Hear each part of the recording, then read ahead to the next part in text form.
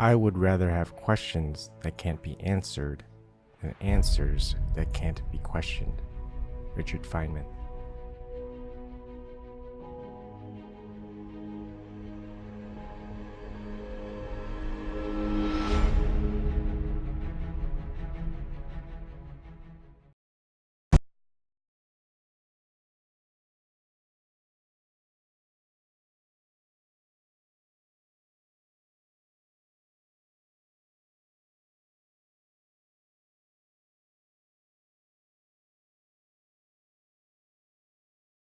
Well, that's odd. That didn't work. Let me try that intro one more time.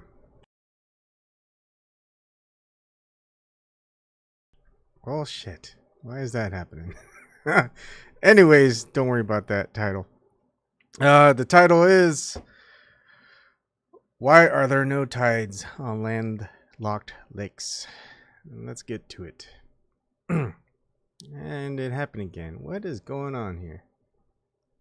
Alright, let's get this working. Alright, so why are there no tides on landlocked lakes? Well, let's go look. Let's see the answer that's been given.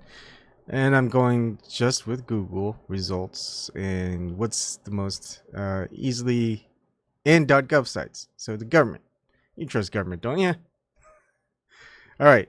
So, first off, I'd like to say, woohoo! 1,200 subscribers. I would thought I reached that maybe 2 years ago, but I guess not. 3 years ago? I don't know. All I can say is, hey, just keep at it. Who knows? In the next 3 years after this year, maybe 2022, I'll have 2,400 subscribers. Nice. Anyways, oh, hi June, how's it going? Oh, June knows the answer. All right, so first off, why are there tides? Well, if you want to ask Noah at SciJinx, or is it SkyJinx? It's probably SciJinx because you always call it sci-fi, right? Science, SciJinx. Like hijinks. Makes more sense. All right, so if you go to that, scijinx.gov/tides, well, it says high and low tides are caused by the moon. The moon's gravitational pull generates something called the tidal force. The tidal force causes Earth and its water to bulge out on the side closest to the moon and the side farthest from the moon. Those bulges of water are high tides. That's NOAA for you. There's NOAA logo right there. You trust the U.S. Department of Commerce, don't you? All right. Now, the largest lake in the world that's landlocked. Do you know what it is? It's the salty Caspian Sea. It's the greatest surface area of any lake at 143,200 square miles. To compare that with Lake Superior of the United States, it's 31,700 square miles. I mean, the Caspian Sea is at least 4 times larger than Lake Superior as far as surface area, and it's landlocked. And I found this is in geology.com, and I found this on www.ukho.gov.uk. You trust the UK government, don't you? I mean, come on. If they're going to tell you something, it's going to be the truth, huh? All right. So why are there no tides in the Mediterranean Sea? Is it going to be because of the moon and gravity? Is that your first guess? Is it weaker in the Mediterranean Sea? Is it bogged down by the salty salt water? Let's see. Well, here's what they say. All the tides we experience on Earth are generated in the Great Lakes as a result of the response to the tide-raising forces generated by the gravitational attraction between the Earth, the Moon, and the Sun. If the natural resonance period of the body of water matches the frequency of the tide-raising forces, then it will respond accordingly and a tide is generated. What? What? That's a new one. What? So, just trying to educate everyone out there. If anyone didn't know before, now you know. This is why.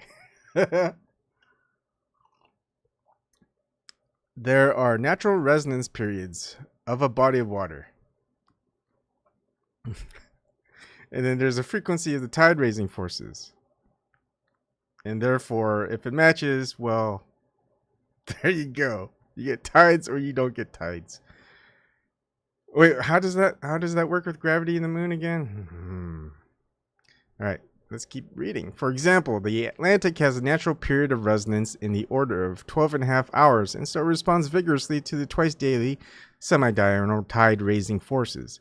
The Pacific, on the other hand, has a natural period of resonance closer to 25 hours, and so responds vigorously to the daily diurnal tide-raising forces. There are, of course, exceptions to both in unique locations in either ocean, but to understand why you would need to consult any authoritative textbook on tidal theory. Yes, you need to consult a authoritative textbook on tidal theory for you to understand it, you simpletons.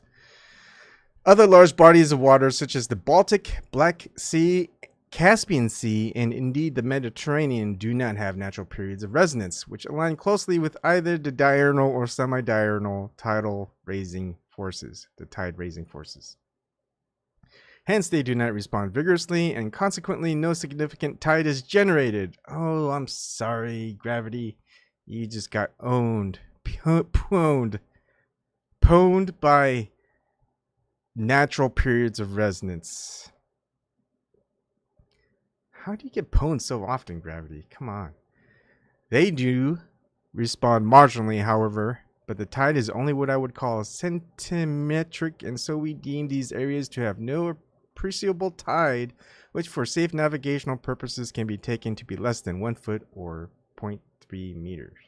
Nevertheless, there's a 1 meter tide at Gibraltar due to the direct influence of the Atlantic tide spilling into the Mediterranean at that point.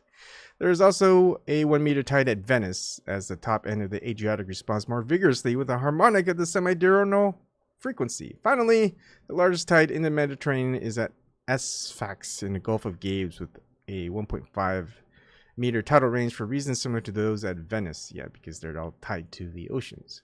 But, just so you know, Landlocked, the largest landlocked lake out there, called the Caspian Sea, salty Caspian Sea. The reason why it doesn't have tides generated is because they do not have natural periods of resonance which align closely to either the diurnal or semi-diurnal tide raising forces. That's it, folks. That is why there are no tides within landlocked lakes. The moon, the sun, gravity, they've been pwned by these natural periods of resonance and tide raising forces, the frequency of tide raising forces, you know. Wow, gotta hand it to UK. They know their science dogma. I don't know. They don't even give you like a link. You asked the question, they got the answer. No link whatsoever. Where do these answers come from? Someone's ass. All right. Hope you enjoyed that. I'll see you later.